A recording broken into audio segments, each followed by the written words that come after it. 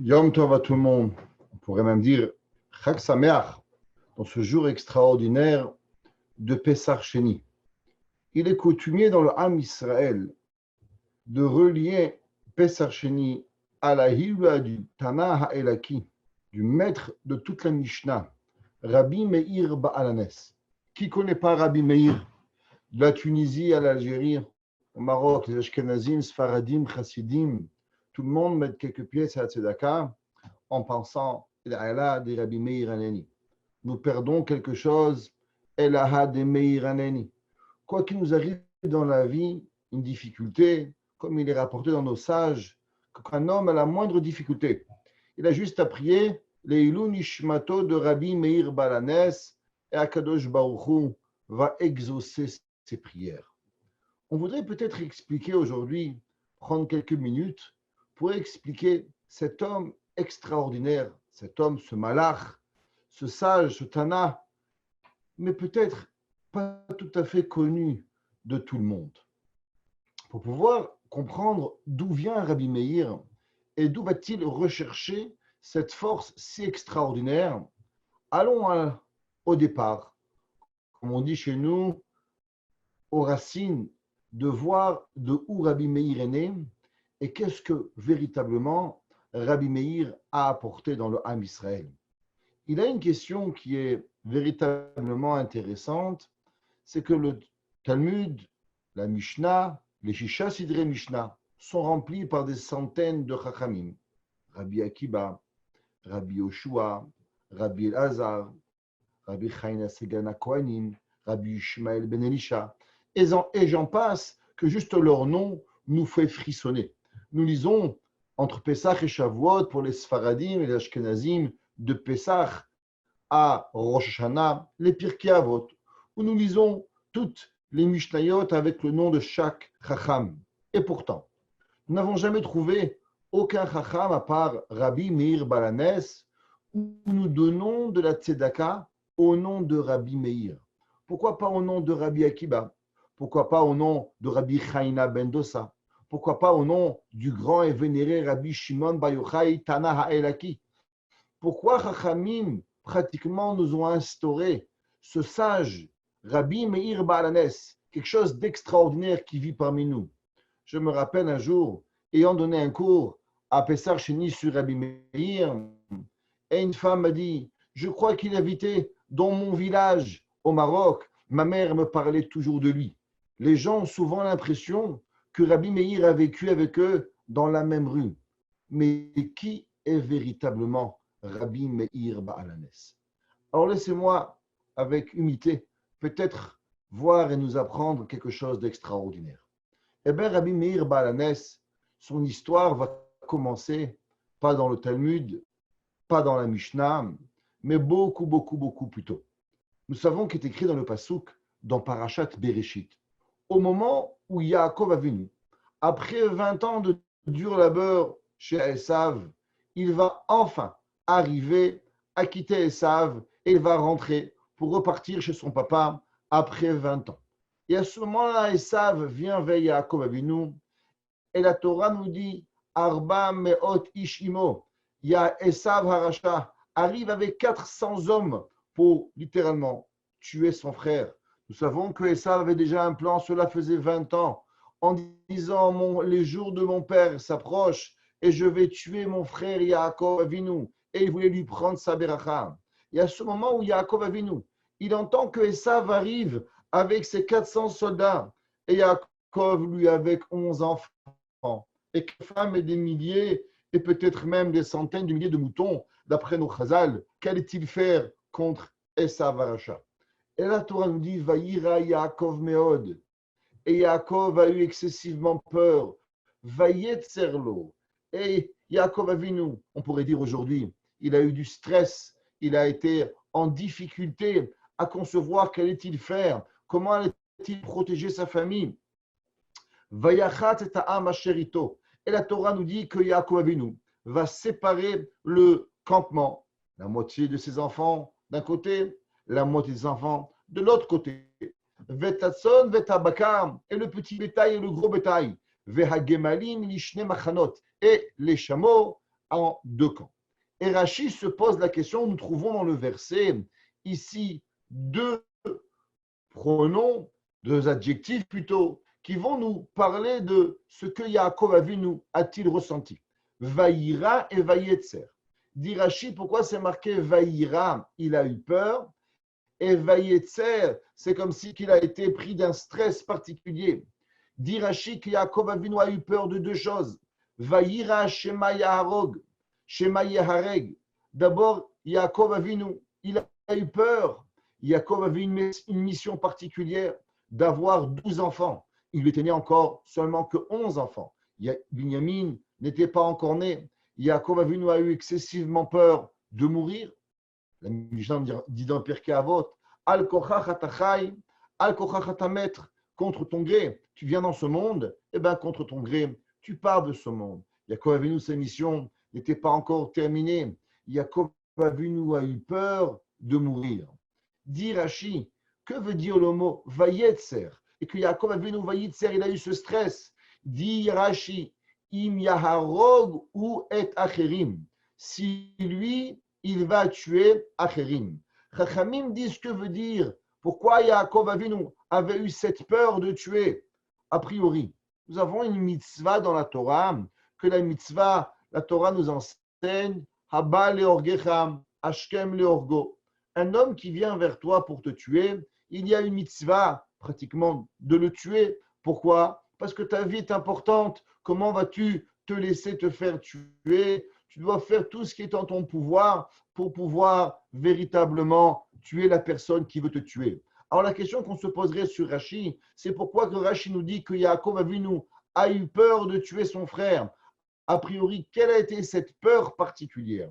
Le Siftei Chachamim, pour comprendre cela, il nous explique et nous dit que la peur de Yaakov n'a pas été véritablement une peur juste de tuer quelqu'un, parce que quand un homme est en danger, comme nous avons expliqué, il est pratiquement une mitzvah de tuer la personne qui veut nous tuer. Nous savons qu'au début de Parashat Toldot est écrit que Yitzhak Avinu aimait particulièrement Esav, et Rivka avait un amour particulier pour Yaakov Avinu. Yaakov Avinu savait l'amour particulier que Yitzhak avait pour son fils Esav. Il a eu peur de transgresser la mitzvah de Kibud Avaim en tuant Esav. Mais un de nos plus grands sages qui a vécu, Talmidim du Baal Shem Tov, nous apprend quelque chose d'extraordinaire. Le Imre Noam nous dit, nous connaissons la Gemara dans Masechet Horayot. La Gemara dans Masechet Horayot nous raconte qu'il y avait, à l'époque de Rabbi Meir Baal Hanes, nous avions nommé un homme qui s'appelait Rabbi Shimon ben Gamliel, qui est devenu le maître du peuple juif. Et ce jour où Rabbi Shimon ben Gamliel a été nommé, alors, quand il rentrait au Beth Midrash, il y avait à l'époque deux grands sages, Rabbi Meir Baal Hanes et Rabbi Nathan.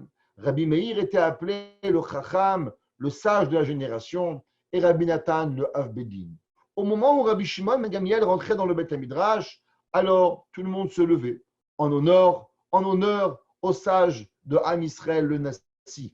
Quand Rabbi Meir Baal Hanes rentrait, pareil et de même, tout le monde se levait pour pouvoir honorer Rabbi Meir. Quand Rabbi Nathan rentrait, de même, tout le monde se levait. Et un jour, Rabbi Shimon ben Gamliel s'est dit, mais je ne comprends pas, comment le monde va-t-il faire la différence entre le Nassi, le prince du peuple juif, et Rabbi Meir et Rabbi Nathan? Et un jour, Rabbi Meir et Rabbi Nathan n'étaient pas au Beth Midrash, sûrement pour des affaires très pressantes. Eh bien, il a demandé qu'on ne se lève plus pour Rabbi Meir et Rabbi Nathan. Le lendemain, quand ils sont revenus au Beth Midrash, alors Rabbi Meir et Rabbi Nathan ont vu que les élèves ne se levaient plus devant eux. Ils leur ont demandé, mais que se passe-t-il aujourd'hui? Avez-vous perdu les lois de Derech Eretz? Et ils ont dit, non, Rabbi. Tu sais, le maître, le Nassi, le Rosh Hashiva a demandé de ne plus se lever que seulement pour lui, Rabbi Shimon ben Gamliel. Alors Rabbi Meir a été fâché et a dit que le lendemain matin, ils allaient lui poser certaines questions dans un traité du Talmud qui est très compliqué, ce qu'on appelle Oktzin. Et les élèves ont eu un petit peu peur d'avoir un Chilul Hashem. Alors le soir, ils sont partis devant la fenêtre de Rabbi Shimon ben Gamliel et ils ont commencé à apprendre cette Mishnah de Oktzin. Et Rabbi Shimon ben Gamliel a dit peut-être que demain, il va y avoir des questions sur Oktzin. Alors il s'est mis à réviser lui aussi les lois de Hoktin. Et le lendemain matin, quand il a compris le stratagème que Rabbi Meir voulait lui faire pour le déshonorer, comme on pourrait dire, alors il va changer le nom de Rabbi Meir et il va l'appeler Acherim. Une des raisons qu'on va choisir ce nom à Rabbi Meir Acherim, l'autre, sans dire son nom, et on ne va plus l'appeler maintenant Rabbi Meir comme on le faisait précédemment, mais on va l'appeler Acherim. À cause que nous savons que Rabbi Meir avait appris la Torah de Elisha ben Abouya, le contemporain de Rabbi Akiba, avec qui Rabbi Akiba va rentrer dans le Pardès. Mais par contre, Rabbi Akiba va en sortir sain et sauf, mais pas tout le monde va avoir ce même mérite. Elisha ben Abouya, quand il va en sortir, il va lâcher la Torah. Et Chachamim vont donner un nom à Elisha ben Abouya à cause qu'il avait malheureusement profané la Torah avec un homme érudit comme lui qui avait complètement lâché la Torah, Shana ou Piresh, alors on va l'appeler Acher. L'autre, la personne que même son nom, on ne voulait plus dire dans le Beth Midrash. Alors Rabbi Meir, qui était l'élève de Elisha ben Abouya, au moment où on va le punir avec le nom de Acherim. Et Rabbi Nathan, on va l'appeler sous le nom de Yeshomrim. Le Imre Noam nous dit, venez revoir le Rashi que nous venons de lire. Et nous allons avoir véritablement une compréhension beaucoup plus profonde à propos de ce que nous avons lu dans ce Rashi. Rashi a dit que Yaakov Avinu a eu deux sentiments. Un sentiment de peur d'être tué et un sentiment de stress profond, d'angoisse, si on pourrait dire, de tuer Esav. Et Rashi a dit pourquoi? Vayetzerlo im yaharoguhu et acherim, car si lui, il va tuer Acherim. Et il dit le Imre Noam, que veut dire qu'il va tuer Acherim? Eh bien, parce que nous savons, comme est écrit dans le Talmud, que Rabbi Meir Balanes venait de ses grands-parents de convertis, ni plus ni moins que Néron. Comme nous savons que Néron, le roi et l'empereur romain, un jour avait décidé de savoir dans quel pays il devait aller faire la guerre. Alors le traité dans Masechet Gittin nous dit que Néron a tiré une flèche vers l'est et la flèche s'est dirigée vers Jérusalem. Il a tiré une flèche vers l'ouest et la flèche s'est dirigée vers Jérusalem. Il a tiré une flèche vers le sud, vers le nord, et les quatre flèches sont tous vers Jérusalem. Et il a dit, Néron le roi, je vois que tu veux que dans mes mains soit détruit Jérusalem, mais à la fin, tu vas me punir à moi. Alors Néron va se sauver de Rome et va aller en Eretz Israël et il va se convertir. Et Rabbi Meir était ni plus ni moins que le descendant de Néron. Nous dit le Imre Noam, est-ce que vous saviez quelle avait été la peur de Yaakov Avinu? Yaakov Avinu avait une peur extraordinaire que s'il arriverait à tuer Esav, son frère, malgré qu'il lui serait permis de tuer son frère parce qu'il venait pour le tuer et que Abba leorgecha hashkem leorgo, mais Yaakov Avinu savait que dans Esav se cachait une âme profonde qui s'appelait Acherim, qui était ni plus ni moins que Rabbi Meir Ba'alanes. Et Yaakov Avinu a eu cette angoisse que peut-être nous allions passer à côté de sauver l'âme de Rabbi Meir. Est écrit dans le Bnei Issachar, le neveu du Noam Elimelech, Rabbi Eliezer Medinov, Rabbi Elimelech de Dinov, que nous savons qu'il y avait une machloket dans le ventre de Rivka, Vahitrotsatsu abanim bekirba, et que dans le ventre de Rivka, véritablement, les deux enfants se bagarraient. Et Chachamim se pose la question à savoir quelle avait été la discussion entre Yaakov et Esav, que Yaakov et Esav ne pouvaient même pas rester dans le ventre de leur maman. Rivka Imenu souffrait tellement de cette dispute que dans son ventre de ces deux jumeaux, qu'elle est partie voir Shem Ve'ever. Et elle a dit, Lamazé Anochi, pourquoi je vis avec cette bagarre? Eh bien, le Bnei Issachar nous explique et nous dit que Yaakov et Esav cherchaient profondément à savoir chacun d'eux, à prendre un moment dans l'année qui va être propice pour ses descendants à venir. Yaakov Avinu a compris que le but du peuple juif, c'est la Torah. Et pour pouvoir prendre la Torah et acquérir la Torah, nous avons besoin de 3 mois dans l'année. Les 3 mois qui sont la préparation à Matan Torah, qui sont Nissan, comme nous savons que depuis le mois de Nissan, nous faisons pas Tachanoun, nous avons la Géoula, nous renforçons notre Emouna.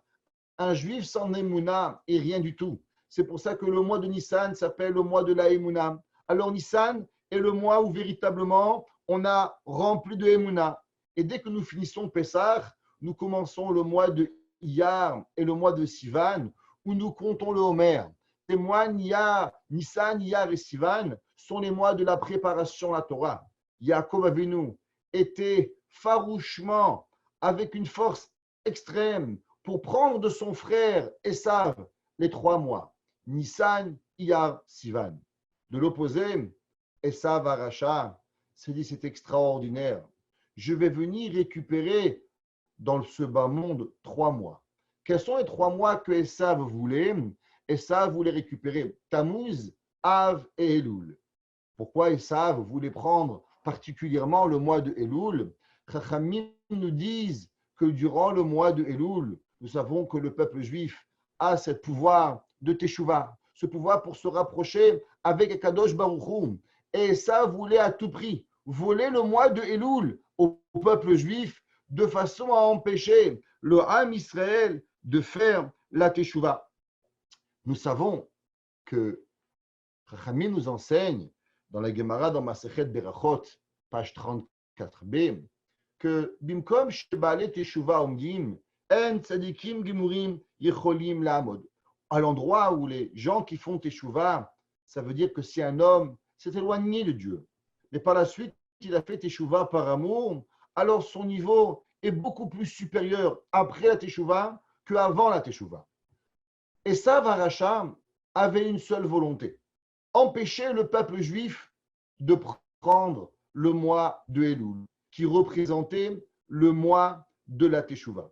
C'est marqué dans la Torah que Yaakov Avinu, au moment de sortir du ventre de sa maman, Veyado ochezet be'akev Esav. Yaakov Avinu attrapé le talon de Esav. Et Chachamim nous explique qu'est-ce que Yaakov Avinu, qu'est-ce que représente, c'est quoi le symbole que Yaakov Avinu, il a pris de Esav, Veyado ochezet be'akev. Et la main de Yaakov attrape le talon de Esav.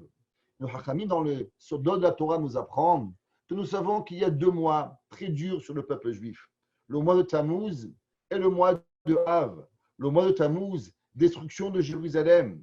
Le mois de Av, destruction des 2 temples, le premier temple et le deuxième temple.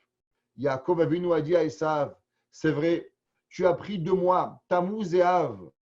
Mais tu sais quoi, mon frère, je ne te laisserai pas prendre le mois de Elul. Et Yaakov Avinu, il va attraper le talon de Esav et il va lui voler ce pied. Il va lui voler le dernier mois, le mois de Elul. Parce que le mois de Elul, il représente la Teshuvah. Il représente véritablement ce que Esav voulait. Esav voulait s'assurer que jamais le peuple juif arrive à la Teshuvah. Et Yaakov lui a pris cette Teshuvah. Et bien cette Teshuvah, elle est véritablement causée grâce à Rabbi Meir. On va essayer de comprendre quel est le rapport, pourquoi, grâce à Rabbi Meir, alors nous arrivons à avoir la Teshuvah.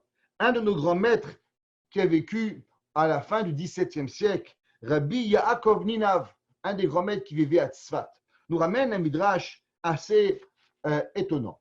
Le midrash nous raconte qu'à la fin des temps, quand va arriver les nations et que Akadosh Baruch Hu va vouloir récompenser le Ham Israël de toutes les mitzvot qu'ils ont fait. Alors, les nations vont dire à Dieu, je ne comprends pas. Pourquoi veux-tu véritablement donner une récompense au peuple juif? Mais le peuple juif n'a pas fait la Torah comme les nations. Les nations, eux aussi, ont fait de l'idolâtrie, mais le Ham Israël aussi a fait de l'idolâtrie. Ils vont dire, tu sais, de la débauche, malheureusement, ce n'est pas seulement les nations qui l'ont fait, c'est le peuple juif, lui aussi, qui l'a fait. Et chaque chose que tu représentes aux nations du monde, ce n'est pas seulement les nations du monde, c'est aussi le Ham Israël. Et le Midrash nous dit que nous avons véritablement d'habitude un ange qui va toujours parler du bien du peuple juif, qui s'appelle Sanegoria Shel Israël, qui est le roi de toujours trouver les bons mots sur le peuple juif. Et ce malach s'appelle Malach Michael. Mais à la fin des temps, Michaël ne saura plus quoi dire. À la fin des temps, Michaël sera bouche bée, n'aura plus de véritable raison à expliquer à toutes les nations du monde pourquoi Kadosh Baruch Hu va donner une récompense à Israël et il va punir les nations du monde. À ce moment-là, Kadosh Baruch Hu, il demande à Michaël et lui dit, je ne comprends pas, Michaël, pourquoi tu te tais? Pourquoi tu n'arrives pas à répondre dans les nations? Et Akadosh Baruch Hu, il dit, ah, Michaël, tu n'arrives pas à répondre. Chayecha, moi je jure sur ma vie, Shiani melamed ou medaber alehem bitzdaka. Moi-même, Dieu, je vais venir et je vais, moi, arriver à sauver le peuple juif. Nous devons arriver à comprendre comment se fait-il que Michaël, Sar Israël, Sanégoria chez Israël, n'arrivait pas lui-même à trouver de mots à répondre aux nations. Mais pourquoi Akadosh Baruch Hu, lui, qu'est-ce qu'il a de particulier, créateur du ciel, que Michaël ne connaît pas? Il n'a pas vu les mitzvot que nous avons fait, il n'a pas vu la teshuva que nous avons fait. Alors pourquoi Michaël n'arrive pas à répondre aux nations du monde?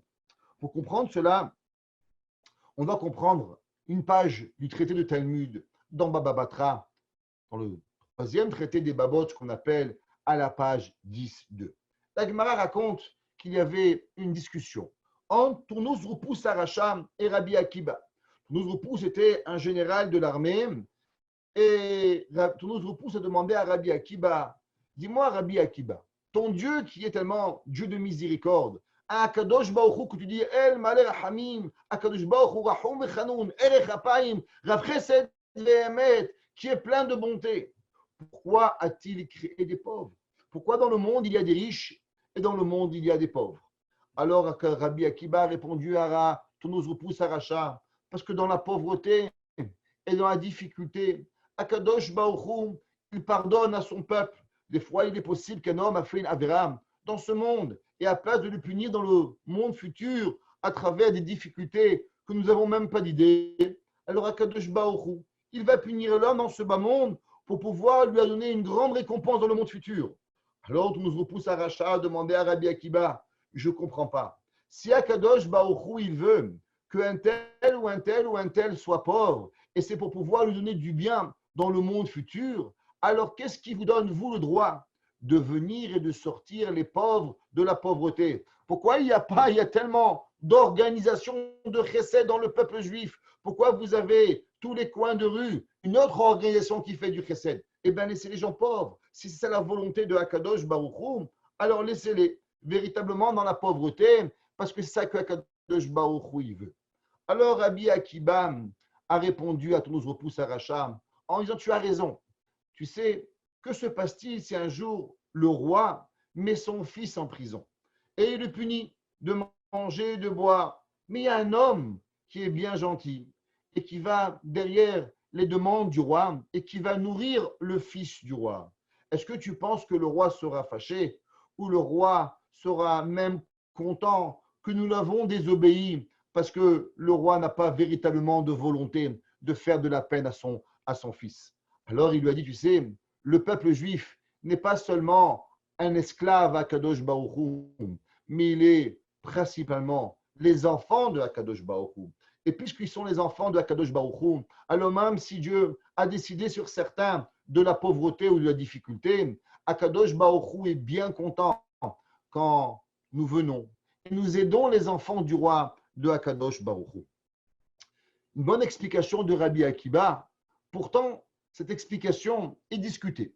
À savoir, est-ce que le peuple juif a-t-il toujours véritablement le titre d'enfant de Akadosh Baruch Hu, ou bien non? Ce titre, cet adjectif particulier d'enfant de Dieu, va dépendre de qui nous sommes.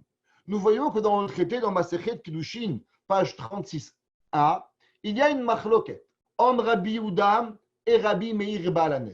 Nos deux grands sages de la Mishnah vont discuter, à savoir, il est écrit Bani Matem Hashem Elokechem. Vous êtes les enfants de Dieu. À quel moment, véritablement, nous avons ce droit de nous appeler les enfants de Dieu? Rabbi Yehuda dit, eh ben, ce titre que vous avez, cette médaille que vous voulez porter, Bani Matem Hashem Elokechem, elle sera seulement Osim Retzono Shel Makom, elle sera seulement quand vous allez faire la volonté de Akadosh Baruch Hu. Mais quand vous n'allez pas faire la volonté de Dieu, eh bien, vous ne serez pas appelé Bani Matem Hashem Elokechem. Rabbi Meir Balanes est d'un avis totalement différent. Rabbi Meir nous enseigne que le titre d'enfant de Dieu, que le peuple juif il a ce droit de s'appeler l'enfant de Akadosh Baruch Hu, n'a rien à voir avec est-ce que nous faisons la volonté de Dieu ou non. À partir du moment où Akadosh Baruch Hu nous a choisi au Ma'amad al-Sinaï, et il a dit Bani Matem Hashem Elokechem, ce titre peut jamais nous être enlevé. Et nous appelons à chaque moment de notre vie les enfants de Akadosh Baruch Hu. Alors, nous allons peut-être se poser la question, comment se fait-il que Rabbi Akiba a répondu que nous sommes appelés les enfants de Dieu et que c'est pour ça qu'il est permis de nourrir les pauvres? A priori, la discussion qu'il y a entre Tournouz, Roupous, Aracha, est-ce que le peuple juif est appelé un enfant de Dieu ou bien est-ce que Tournouz, Roupous, Aracha a dit que nous n'avons pas le droit de nourrir? N'est-elle pas la discussion véritable entre Rabbi Yehuda et Rabbi Meir? D'après Rabbi Yehuda, nous sommes appelés seulement des esclaves de Dieu parce que nous n'avons pas cet attribut d'enfant que nous ne faisons pas Retzono Shel Makom. Aujourd'hui, prenons le cas d'aujourd'hui, avons-nous le droit de faire la tzedaka? Mais la tzedaka, nous ne faisons pas la volonté de Dieu. Le Mashiach n'est pas là. Nous n'avons pas de troisième temple. Et la plus grande preuve que nous ne sommes pas véritablement dans les grâces de Akadosh Baruch Hu. Alors la question de Tournouz ou Poussaracha revient, qu'est-ce qui nous permet véritablement de nourrir les pauvres? Eh bien, tu vas répondre la réponse de Rabbi Akiba, à cause que Rabbi Akiba a dit que nous appelons là les enfants de Dieu. Et cela n'est seulement d'après l'opinion de Rabbi Akiba, de Rabbi Meir, mais d'après l'opinion de Rabbi Yehuda, il nous est interdit. Nous avons qu'il y a une machloket, la Gemara dans Masechet Iruvin, page 46-2. La Gemara se pose la question à savoir, quand nous avons une discussion entre Rabbi Meir et Rabbi Yehuda, comme il se trouve souvent dans les Mishnayot, Rabbi Meir nous dit que c'est permis et Rabbi Yehuda nous dit que c'est interdit. Comme qui va être tranché la halakha? Et la Gemara dans Iruvin, elle nous dit une règle que quand il y a Rabbi Meir et Rabbi Yehuda, halakha, elle va être comme Rabbi Yehuda, et pas comme Rabbi Meir. Et la Gemara nous dit pourquoi? Elle dit parce que Amar Rabbi Acha bar Hanina est écrit, la Gemara nous dit qu'au nom de Rabbi Acha, au nom de Rabbi Hanina, Galoui veyadoua lifne mishaya veya olam. On sait que celui qui a dit Mishamar veya olam, Akadosh Baruch Hu, il connaît chez En Bedoro, chez Rabbi Meir Kamoto. Il n'existe pas dans la génération où Rabbi Meir existait un homme qui avait la grande sagesse comme Rabbi Meir. Comme nous avons marqué, nous avons rapporté dans le traité de Horayot, Rabbi Meir avait le titre de Chacham, l'homme intelligent. Et pourquoi nous dit le Talmud que nous n'avons pas tranché la halakha comme Rabbi Meir? Ses amis n'ont pas compris Rabbi Meir. Rabbi Meir vers Rabbi Yehuda, halakha comme Rabbi Yehuda. Ses collègues de classe, ses contemporains n'arrivaient pas à comprendre Rabbi Meir.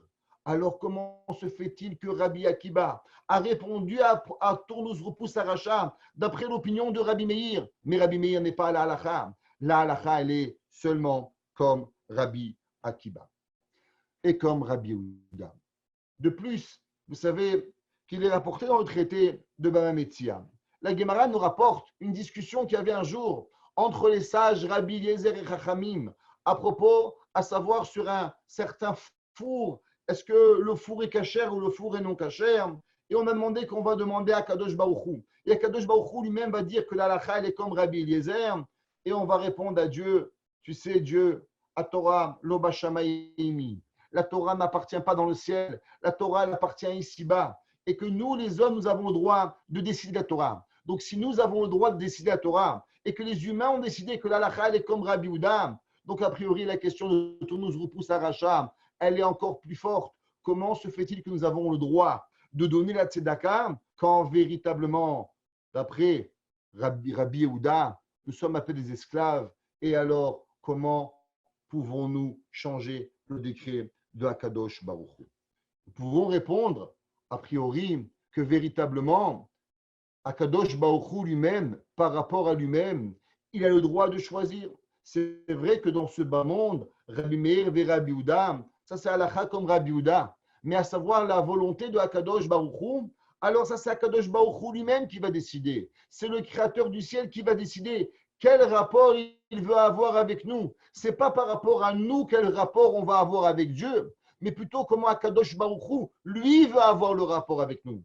Et puisque Akadosh Baruch Hu, la seule raison pourquoi nous ne comprenons pas véritablement Rabbi Meir, c'est seulement à cause que nous n'avons pas les notions, mais Akadosh Baruch Hu, lui, comprend Rabbi Meir. Donc, puisque lui comprend Rabbi Meir, alors Akadosh Baruch Hu, il tranche la halakha comme Rabbi Meir. Que quoi? Que Banim Hashem Lokechem. Nous sommes les enfants de Hakadosh Baruch Hu. Et c'est pour ça qu'il nous est permis de donner la tzedaka. Mais je vais vous raconter et vous dire que je suis encore beaucoup plus fort. Le Rashba Rabbeinu Shlomo Ben Aderet, dans son premier volume des responsables, dans la responsable 194, il écrit et il dit, c'est vrai véritablement que toujours dans le Talmud, à 100%, nous avons Rabbi Meir et Rabbi Yehuda, halakha comme Rabbi Yehuda. Nous avons une seule exception, une seule et unique exception, que Rabbi Meir, la halakha, est tranché comme lui. Quelle halakha? La halakha que véritablement, quand nous avons la question, est-ce que nous sommes appelés les enfants de Dieu ou les esclaves de Dieu? La halakha, elle est comme Rabbi Meir. Ce n'est pas pour rien que quand nous donnons la tzedaka, nous donnons toujours la tzedaka au nom de Rabbi Meir Balanes. Parce que si ça n'avait pas été Rabbi Meir qui avait tranché la halakha, que nous sommes appelés Banim Atem Hashem Elokechem, nous sommes appelés les enfants de Hakadosh Baruch Hu, alors il nous aurait été interdit de donner la halakha, il nous aurait été interdit de donner la tzedaka. C'est pour ça que nous avons tous cette petite coupa. L'Eilu Nishmat Rabbi Meir. Grâce à Rabbi Meir, il nous est permis d'aider autrui. Nous savons que Rabbi Meir, chez qui a-t-il appris? Il a appris chez son maître Rabbi Akiba. Et c'est pour ça que Rabbi Meir, quand il a écouté la discussion entre Nosrepou Saracham et Rabbi Akiba, et que Rabbi Akiba lui a dit que nous sommes les enfants de Hakadosh Baruch Hu, et c'est pour ça que nous avons le droit de donner la tzedaka. Rabbi Meir a tranché la halakha, que nous sommes appelés Banim Atem Hashem Elokechem. Pourquoi chaque fois que nous avons une difficulté, nous implorons Rabbi Meir? Parce que Rabbi Meir a gravé dans les cieux, a gravé sur terre. Rabbi Meir a dit une phrase qui va être avec nous pour le reste de l'humanité. Banim atem lachem elokechem. Souvent, nous avons des difficultés, peut-être parce que nous avons la midat hadin, nous avons la rigueur qui est avec nous. Mais Akadosh Baruch Hu, même dans sa rigueur, quand il arrive avec ses enfants, alors Akadosh Baruch Hu leur pardonne beaucoup plus grand. Et en disant Elaad et Meir Anini, qu'est-ce que nous faisons? Nous implorons à Kadosh Baruch Hu, d'après le mérite de Rabbi Meir, que Rabbi Meir, véritablement, il a tranché que nous sommes les enfants de Dieu. Et puisque nous sommes les enfants de Dieu, alors Akadosh Baruch Hu doit nous répondre avec miséricorde.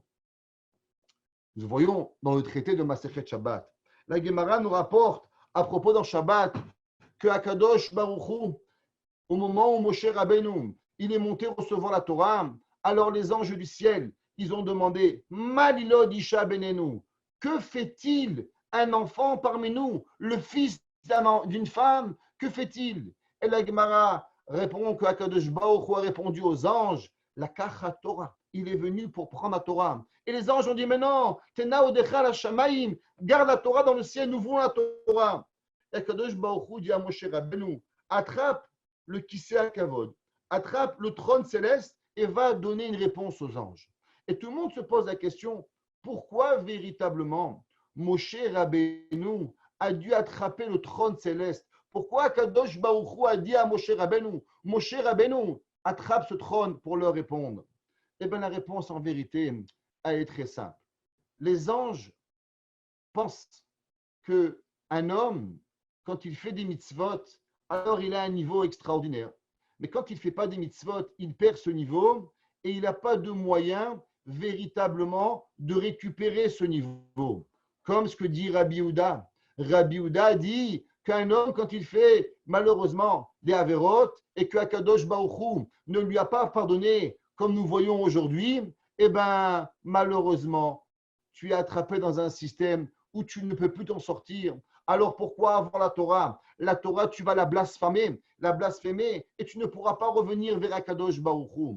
Akadosh Baruch Hu dit à Moshe Rabbeinu, attrape mon trône. Que veut dire attrape mon trône? Nous savons que c'est marqué dans le Talmud que Akadosh Baruch Hu dit que la Teshuvah, Ad Hashem Elokecha, elle arrive jusqu'à Akadosh Baruch Hu.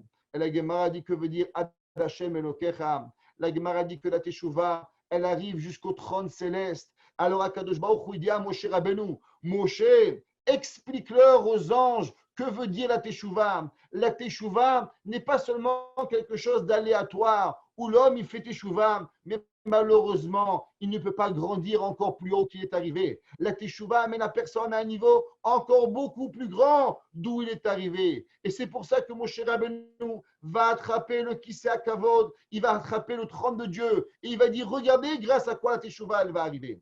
Mais cette Teshuvah extraordinaire, elle ne peut fonctionner que si et uniquement nous avons l'opinion de Rabbi Meir. Rabbi Meir, il dit que Bani Matem Hashem Okerem, nous sommes les enfants de Dieu. Ce qui veut dire que la discussion entre les anges et Moshe Rabbeinu, la discussion qu'il y avait entre nous Poussaracha et Rabbi Akiba, entre Rabbi Yehuda et Rabbi Meir, à savoir notre Teshuvah, jusqu'à où elle va, à quel niveau sommes-nous? Sommes proches de Dieu au niveau maximum avec notre Teshuvah. Avons-nous véritablement ce pouvoir de se rapprocher de Dieu à chaque moment? Ou bien il y a des fois dans la vie où Akadosh Baruch Hu va nous arrêter et nous ne sommes pas capables de venir et de pouvoir monter. Nous savons qu'il est écrit dans le Pri Tzadik, le Rav Tzadok de Lublin, nous apprend que chaque chose qui nous est difficile dans ce bas monde, véritablement, c'est notre mission. Si nous avons une difficulté, la moindre que nous avons, c'est parce que dans le monde, nous sommes venus et chacun de nous, nous avons une difficulté particulière. Et bien, cette difficulté, c'est la raison pourquoi nous sommes venus dans le monde. Un, il arrive à prier, mais il n'arrive pas à étudier. Sache que tu es venu pour étudier.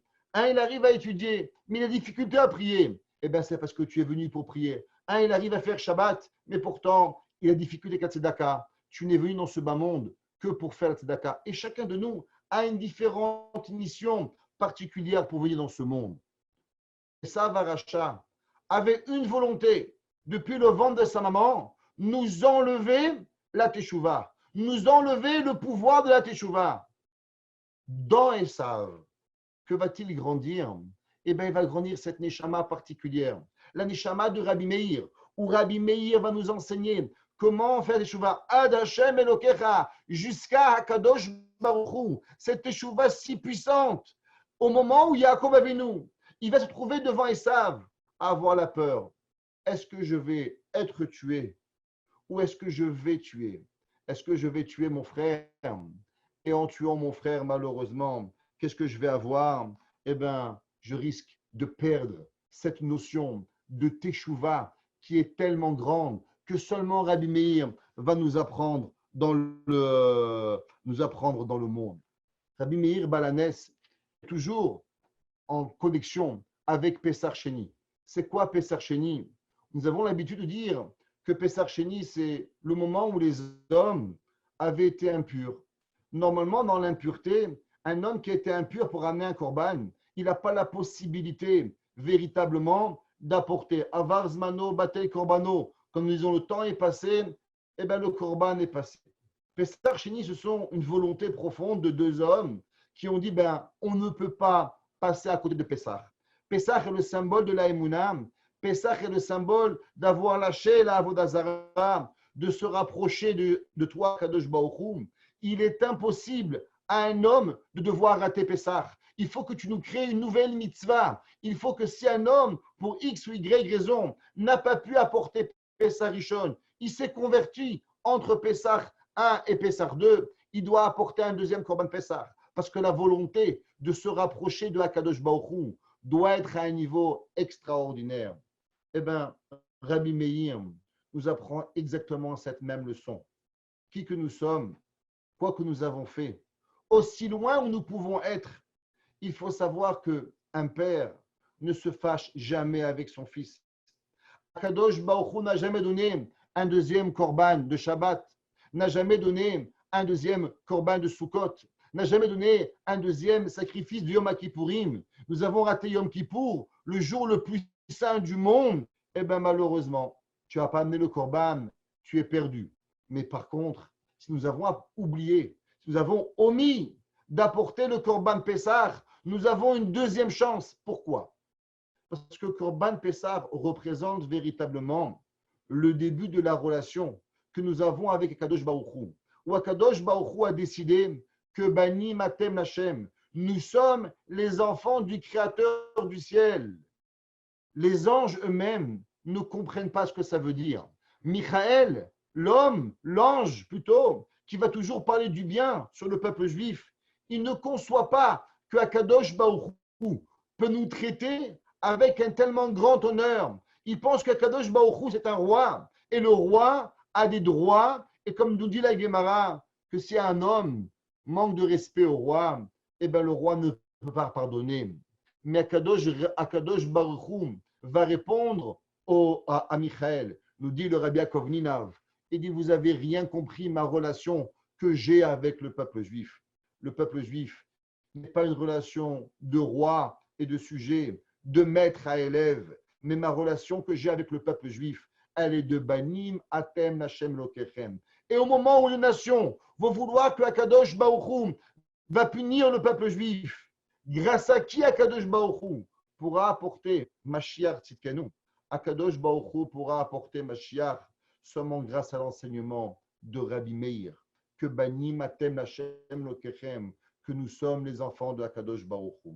Au moment où Yaakov Avinu va aller se battre contre son frère Esav, il va avoir peur, il va être terrifié. Terrifié de quoi? Terrifié qu'il sait qu'à la fin des temps, eh bien, Akadosh Baruch Hu, pourquoi tu veux apporter le Mashiach? Pourquoi tu veux donner au peuple juif tellement de récompenses? Mais après tout, ils ont fait autant d'erreurs que nous. Et pour pouvoir répondre, il faut qu'il y ait un homme sur terre qui a décidé que Bani Matem Hashem, que nous sommes les enfants de Akadosh Baruch Hu, quoi qu'il arrive, de bien ou de moins bien, de facile ou de difficile, de bon ou de mauvais, un enfant reste l'enfant de son père. À ce moment-là, Vayetserlo, Yaakov Avinu, il va être pris d'une angoisse, il va être pris d'une difficulté en se disant, mais si je tue mon frère Esav, je vais tuer Acherim, qui est Rabbi Meir. Mais ce n'est pas seulement de tuer Rabbi Meir, c'est que j'enlèverai au peuple juif la véritable réponse pour apporter Mashiach Tzidkenu. Pessah Sheni, nous fêtons Rabbi Meir, mais véritablement, nous ne fêtons pas seulement Rabbi Meir, nous fêtons le droit de pouvoir crier à tue-tête. Nous créons le droit de pouvoir exister. Nous crions le droit de pouvoir dire à tout le monde qu'au moment où les nations du monde vont vouloir venir contre Akadosh Baruch Hu et nous dire que Dieu n'a pas le droit de nous apporter la Géoula Shelema, alors nous aurons ce drapeau qui sera écrit en grand Elahad et Meir Aneni. Nous appartenons aux enfants de Rabbi Meir, que Rabbi Meir nous a dit Bani Matem Lachem Elokechem. Et grâce à cela, Akadosh Baruch Hu fera taire les nations et en disant ils ne sont pas mes sujets, ils ne sont pas mes esclaves, mais ils sont mes enfants. Akadosh Baruch Hu nous regarde avec des yeux comme un papa qui a pitié de nous. Et Mishe Amar Leolam Odai, celui qui a dit à son monde d'arrêter de grandir, qu'il dise à nos souffrances de grandir, qu'il guérisse tous les malades et qui nous regarde avec un œil de papa et qu'ensemble, nous vivons Mashiach Tzidkenu, Amen. Chag Sameach et Shabbat Shalom.